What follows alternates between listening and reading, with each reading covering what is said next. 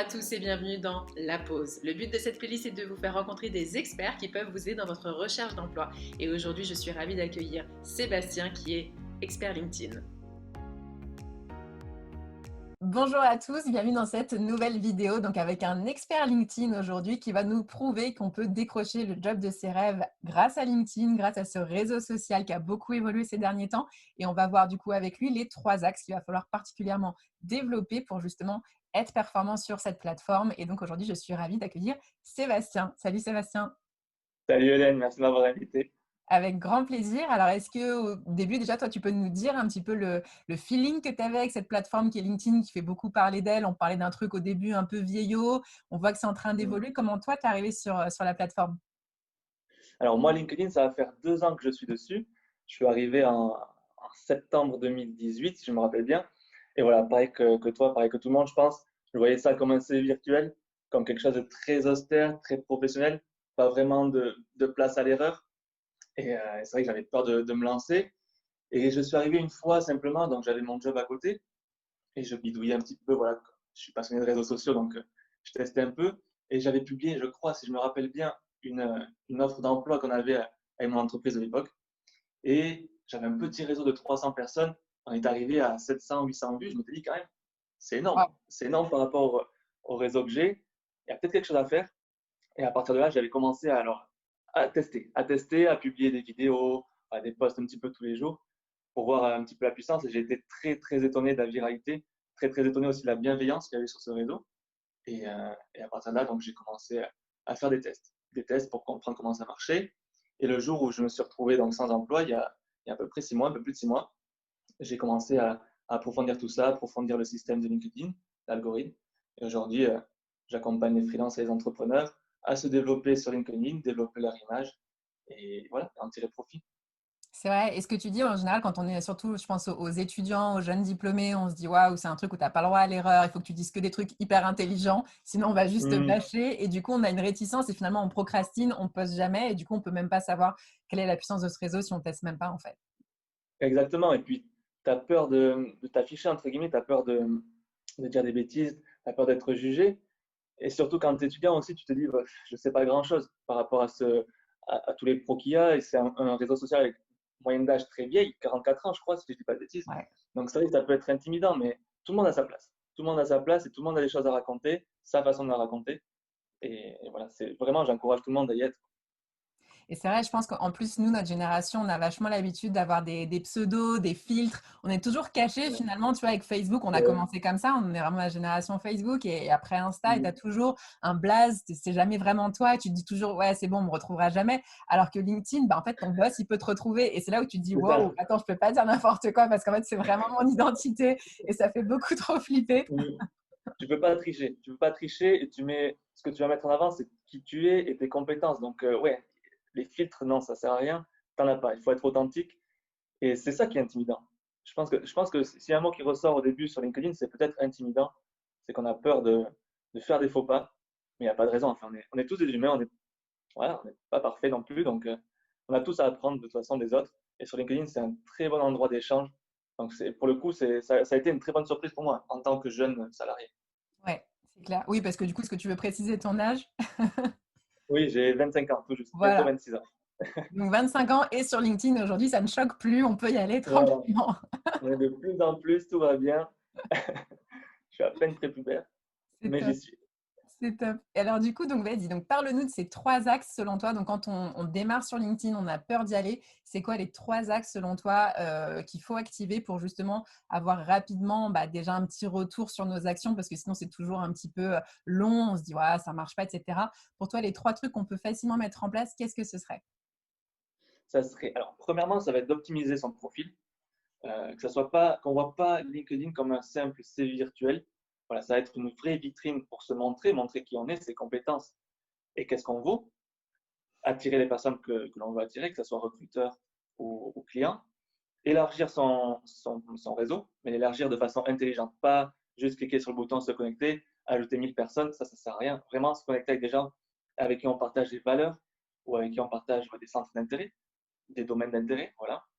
Et le dernier point, ça va être, et c'est le point le plus important, je pense, c'est passer à l'action en fait. Passer à l'action et commencer à créer du contenu quelque chose que peu de gens font. Je crois qu'en France, c'est moins d'1% des personnes qui publient chaque semaine et qui se partagent. Mais la part du lion, hein, les 9 milliards d'impressions qu'il y a chaque mois sur LinkedIn, il y a très peu de personnes qui le partagent. Donc voilà, ça va être optimiser son profil, élargir son réseau et créer du contenu. Ok. Alors, si on rentre dans le dur, du coup, comment tu optimises ton profil? Les premières bonnes pratiques, en tout cas, on parle souvent de la photo de couverture aussi, maintenant, qui est vachement plus Ouais. démocratisée. Avant, c'était un truc un peu pro-entreprise. Maintenant, on voit que même des particuliers le font. C'est ça, c'est ça. Avant la photo de couverture, c'était surtout une photo. Voilà, c'était rien de plus. Maintenant, on commence à comprendre qu'on peut vraiment tirer profit. La première chose à faire quand on va se connecter sur LinkedIn, créer son profil, LinkedIn te propose d'accéder au statut d'expert absolu. Alors, Yes. ce statut, c'est juste un indicateur. Voilà, ça va être mettre ta photo de profil, donc une photo professionnelle, bien sûr. On va éviter les photos en soirée, les photos en vacances, les photos avec des filtres Snapchat, etc. Ça, on évite. Mais voilà, une photo de face professionnelle, bien habillée, de trois quarts éventuellement, et qui soit professionnelle avec un fond uni si possible. Voilà. Simplement paraître bien, il faut que ça attire l'œil et de façon positive. La photo de couverture, si on a quelques compétences en gestion, on va dire en édition de photos, ou avec Canva par exemple, Clairement. si possible, transmettre sa proposition de valeur, dire qu'est-ce qu'on recherche, aller directement à l'essentiel. Moi, c'est ce que j'essaie de conseiller de faire. Vraiment dire, je suis spécialisé en ça, ça, ça, contactez-moi ici. Éventuellement, si c'est pour des entrepreneurs ou quoi, mais je propose ça, vous pouvez accéder à ces services grâce à moi. Voilà. Par exemple, soulever des besoins ou proposer nos services à travers ça, ça va être les premières choses qui vont attirer l'œil. Ensuite, le titre. Donc, beaucoup de gens, et à juste titre, vont mettre un titre très classique, donc je ne sais pas, consultant en ça, secrétaire. C'est pas très vendeur. C'est quelque chose qu'on va voir directement aussi quand tu postes. Il faut que ça soit accrocheur, qui est ta proposition de valeur et que on comprenne ce que tu recherches, ce que tu proposes. Si tu es chercheur d'emploi, voilà, dire je suis, et même si on est encore dans une entreprise, par exemple, si on a encore un job à côté, voilà, dire je suis adjointe de direction, je sais pas, secrétaire commercial, en recherche de nouveaux défis, plutôt que de dire à la recherche d'un emploi, surtout quand on a déjà un employeur à côté, c'est peut-être pas très bien vu, mais en recherche de nouveaux défis, c'est quelque chose qui donne déjà beaucoup plus de positivité et qui prouve que tu es quelqu'un de, voilà, de proactif. Voilà. Qu'est-ce qu'on pourrait faire d'autre? Le résumé, donc la partie info, qui va parler de nous. Donc, pas, voilà, comme je te le disais auparavant, pas quémander, pas se positionner comme demandeur d'emploi, mais comme proposeur de talent, donc, voilà, proposer ses bras. C'est ça aussi, je pense, qui fait la différence. Ouais. Euh, si on veut sortir du lot, je crois qu'aujourd'hui, faut se montrer. Il faut se montrer et pas se dire, comment dire, surtout quand on est jeune, on peut faire un complexe un peu d'infériorité ou quoi. Non, les gens recherchent des talents comme toi, les gens ont besoin de jeunes, de personnes qui ont ta mentalité, qui ont tes compétences. Montre-toi, mets-toi en avant et travaille sur ça. Voilà, te mettre en comment dire, proposer tes talents. Ça, j'aime bien comme image. C'est vrai que c'est un Voilà. switch que j'essaye toujours de transmettre aussi à mes clients, de passer de demandeur d'emploi à offreur de service. Exactement. C'est vraiment juste ce switch-là, une fois que tu l'as compris, forcément, tu démultiplies tes opportunités naturellement, en fait. C'est ça, et mais tu pourras faire en plus, je pense, le tri entre les offres qui te correspondent et celles qui ne te correspondent pas aussi. C'est tout bénef. Tout bénef. Et après aussi, une partie qui est intéressante, c'est la partie des compétences.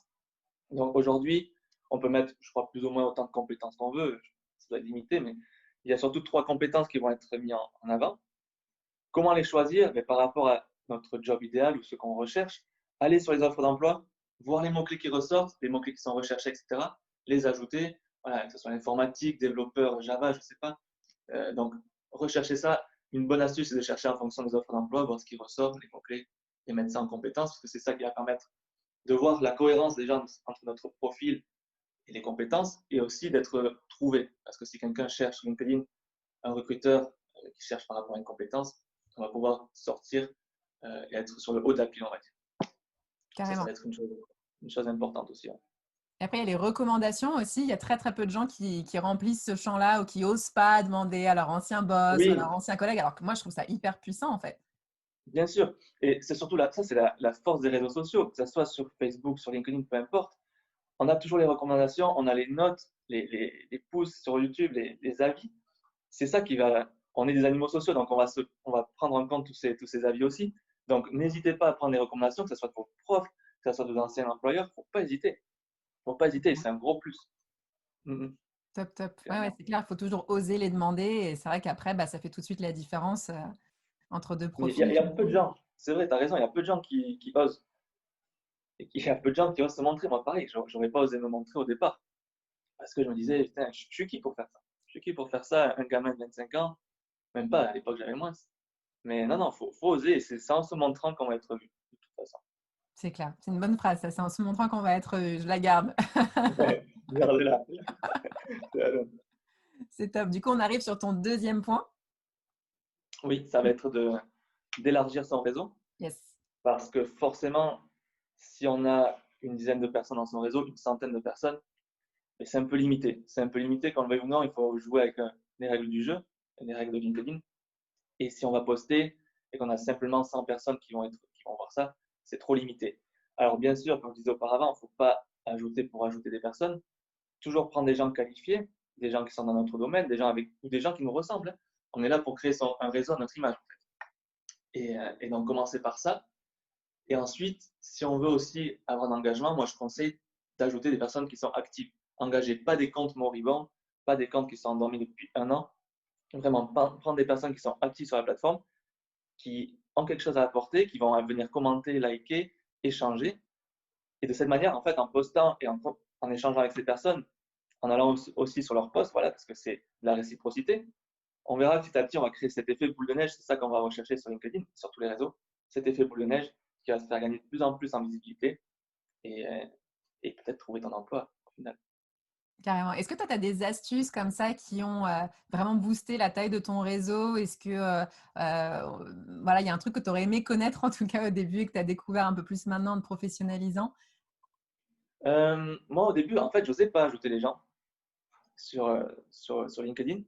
Et ce qui a changé, c'est quand j'ai été, et j'ai pas honte de le dire, voir sur des personnes qui sont dans mon domaine plus ou moins, ou les personnes qui m'inspiraient, j'ai commencé en fait à ajouter toutes les personnes qui commentaient, qui avaient en fait, qui présentaient les mêmes états d'esprit que moi, le même centre d'intérêt, ou pas forcément. Maintenant, j'ajoute même mes concurrents parce que je trouve ça très bien aussi d'avoir des avis différents. Mais voilà, s'entourer des personnes qui nous ressemblent et pas hésiter à se connecter, c'est pas grave. Et même avec des gros influenceurs, n'hésitez pas à envoyer un message personnalisé, c'est toujours bien reçu. Il n'y a pas de raison, c'est un réseau bienveillant, il n'y a pas de raison qu'on vous refuse. Et si on vous refuse, tant pis, c'est pas grave.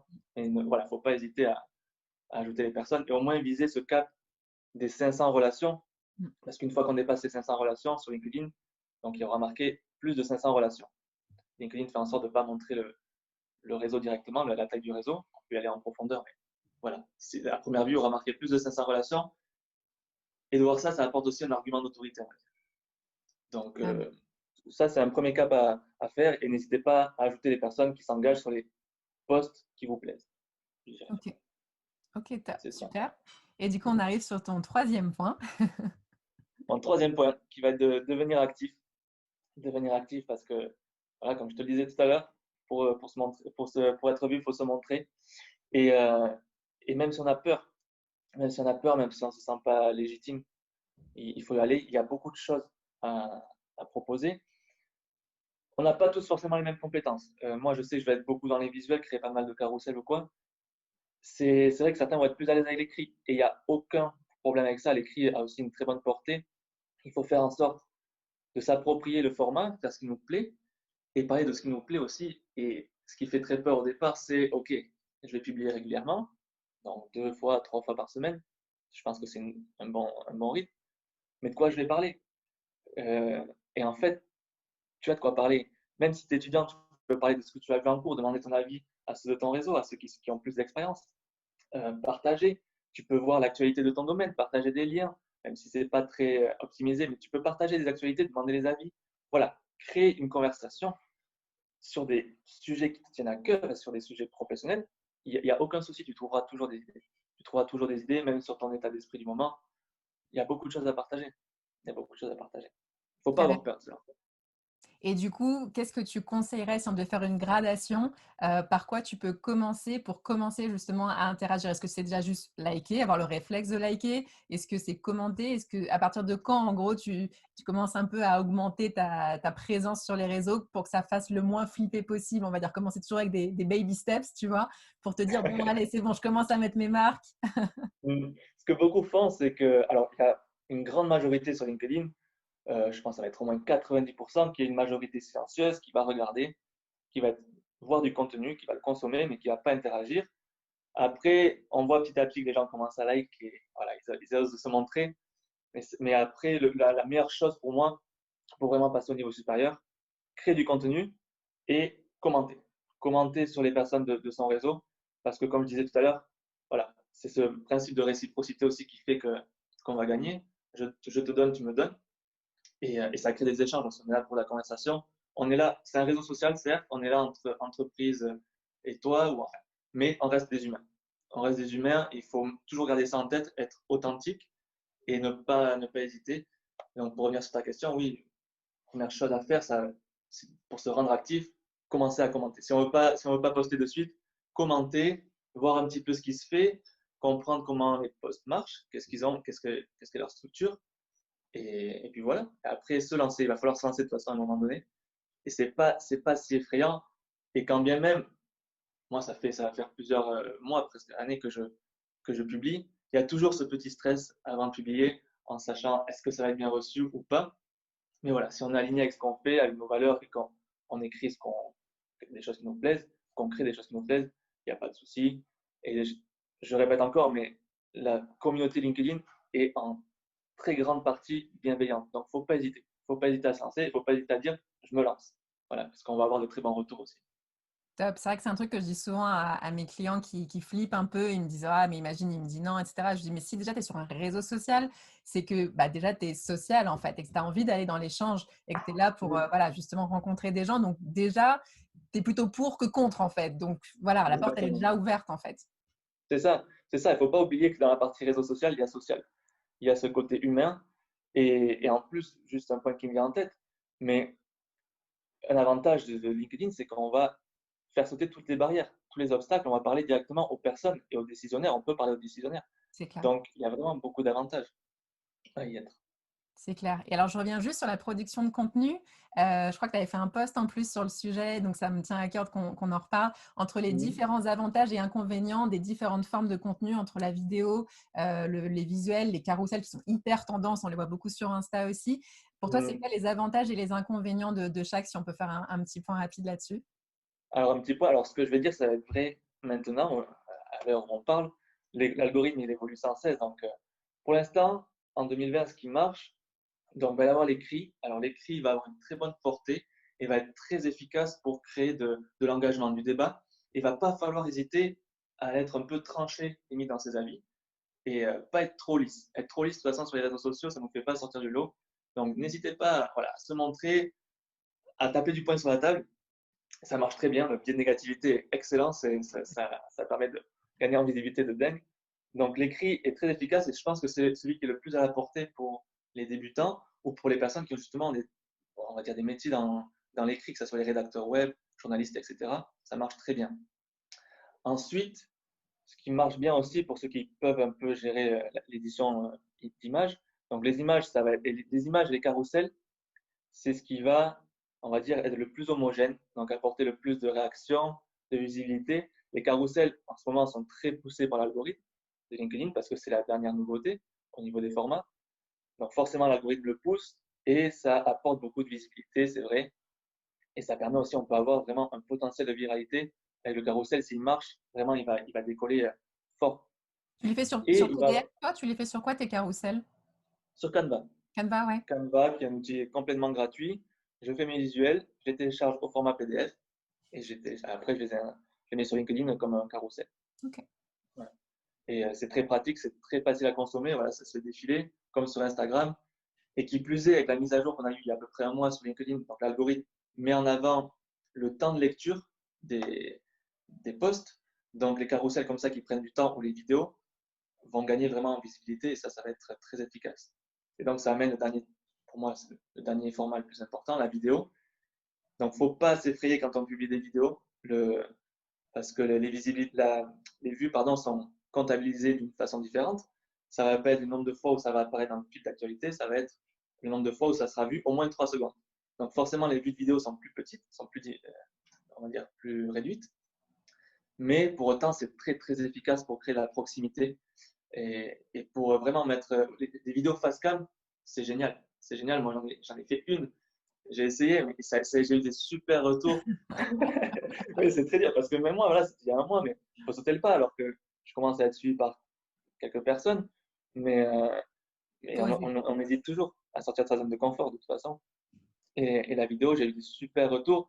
Et là encore, 4 semaines après, je continue à avoir des messages, des personnes qui m'ajoutent en me disant ah, j'ai vu ta vidéo, trop bien, j'ai envie de te connaître, j'ai envie qu'on puisse échanger. Donc voilà, la vidéo très efficace, ça va être moins vu, mais l'engagement est très très très fort. Très Ok. très fort. Et après, on peut toujours faire les articles sur LinkedIn.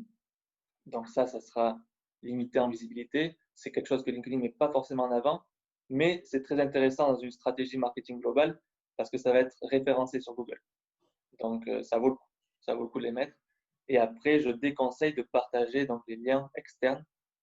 Donc ça va être des liens de blog ou des liens YouTube parce que LinkedIn, comme tout réseau social, l'objectif c'est qu'on passe le plus de temps sur la plateforme et si on met un lien externe, on les fait sortir la communauté de la plateforme. Donc, c'est un peu pénalisé. Mais c'est possible que ça aille en changeant ça.